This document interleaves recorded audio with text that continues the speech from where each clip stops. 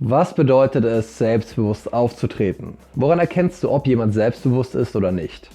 Und ich meine hierbei nicht die Körpersprache eines Menschen oder die Art und Weise, wie dieser Mensch redet. Denn das könnte dieser Mensch ja theoretisch einfach nur vortäuschen. Dieser Mensch könnte theoretisch einfach nur eine selbstbewusste Körpersprache vortäuschen.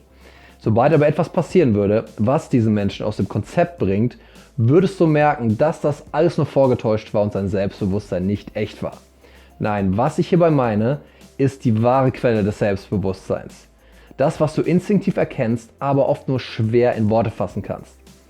Und falls du mich nicht kennst, ich heiße Jonathan und bin Psychologe und Coach. Und in dem Video werde ich dir nicht nur diese geheime, wahre Quelle des Selbstbewusstseins in Worte fassen, sondern ich werde dir auch zeigen, wie du deine eigene geheime Quelle des Selbstbewusstseins findest, damit du so zu einem selbstbewussten Menschen werden kannst.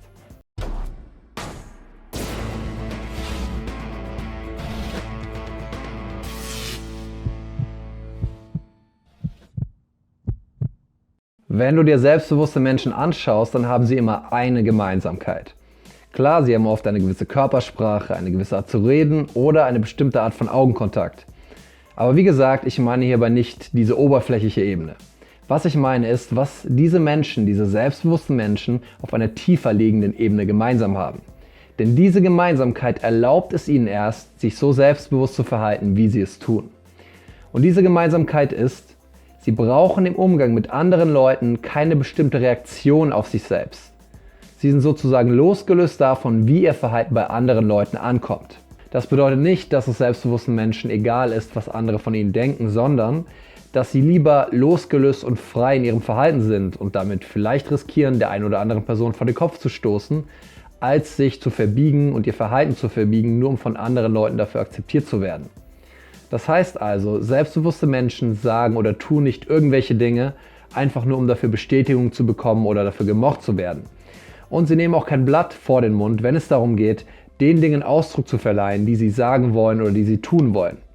Das bedeutet nicht, dass sie unfreundlich sind, sondern dass sie sich nicht übermäßig darüber Gedanken machen, wie das, was sie tun oder das, was sie sagen, bei anderen Leuten ankommt.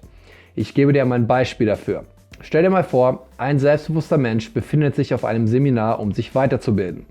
Und jetzt hat dieser selbstbewusste Mensch irgendeinen Zusammenhang nicht verstanden von dem, was der Vortragende gerade erzählt hat. Wenn dieser Zusammenhang diesen selbstbewussten Menschen interessiert, dann wird er nicht zögern und sofort vor allen Menschen nachfragen, also nicht reinrufen unbedingt, aber er wird sich melden und wird nachfragen, was es denn genau mit diesem Zusammenhang auf sich hat, weil er es nicht ganz verstanden hat. Der nicht selbstbewusste Mensch in dieser Situation wird wahrscheinlich nicht nachfragen, weil er sich vielleicht denken wird, vielleicht denken die anderen, ich bin dumm, wenn ich das jetzt nicht verstanden habe und das zugebe und nachfrage, vielleicht ist das peinlich, vielleicht werde ich ausgelacht und so weiter und so fort.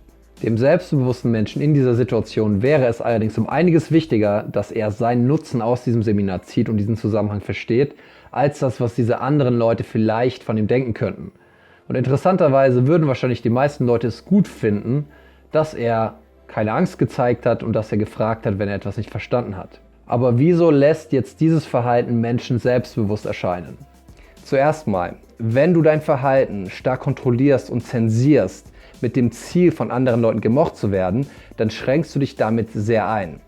Denn du zensierst damit am Ende des Tages deine Persönlichkeit, die eigentlich erst der wahre Grund dafür ist, dass sich andere Leute überhaupt mögen oder zu dir hingezogen fühlen. Und außerdem tötest du damit jegliche Spontanität in deinem Verhalten ab, weil du ja immer vorher genau überlegen musst, ob das, was du sagen oder tun willst, bei anderen Leuten gut ankommt. Außerdem, wenn du dein Verhalten derartig für andere Leute verbiegst, dann bist du damit überhaupt nicht frei mit deinem Auftreten. Besser gesagt, gibst du damit anderen Leuten Macht über dein Verhalten und ordnest dich ihnen unter. Und das ist so ziemlich das Gegenteil von selbstbewusstem Auftreten.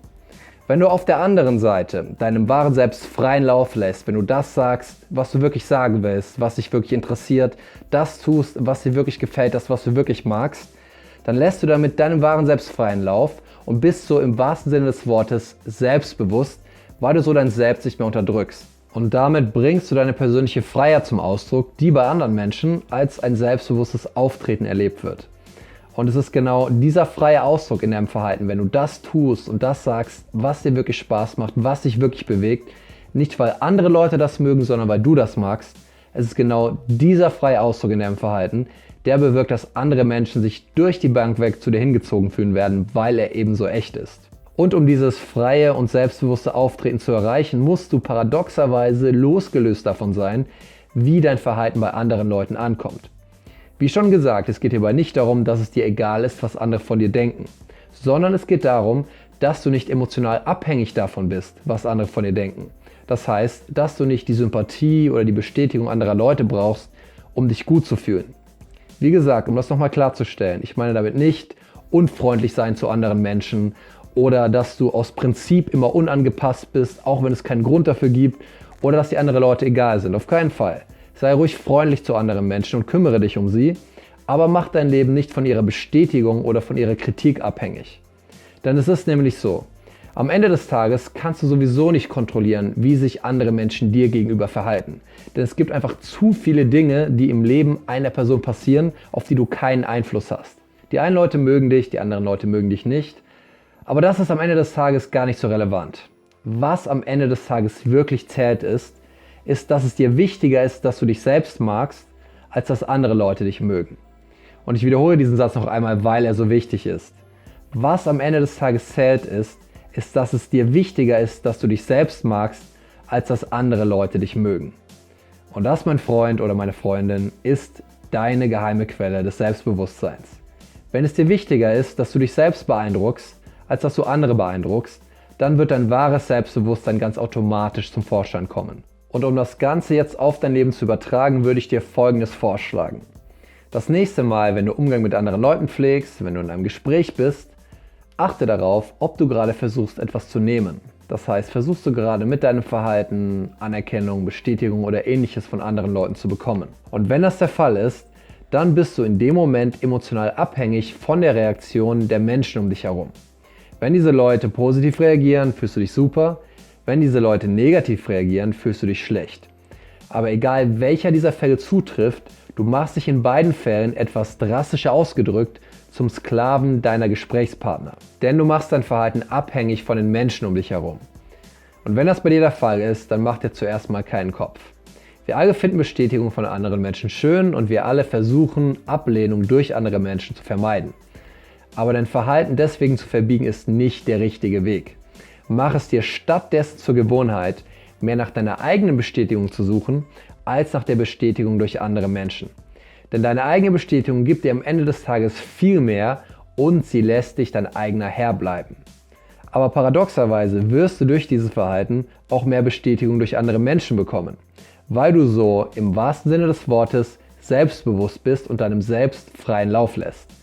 Aber diese Bestätigung durch andere Menschen ist nur schmückendes Beiwerk im Vergleich zu der Bestätigung, die du von dir selbst bekommst, wenn du etwas tust, mit dem du dich selbst beeindruckst oder dich selbst stolz machst. Also, lange Rede, kurzer Sinn. Das nächste Mal, wenn du dich in einem Gespräch mit anderen Leuten befindest, frage dich, ob du gerade versuchst, Bestätigung, Anerkennung oder ähnliches zu nehmen.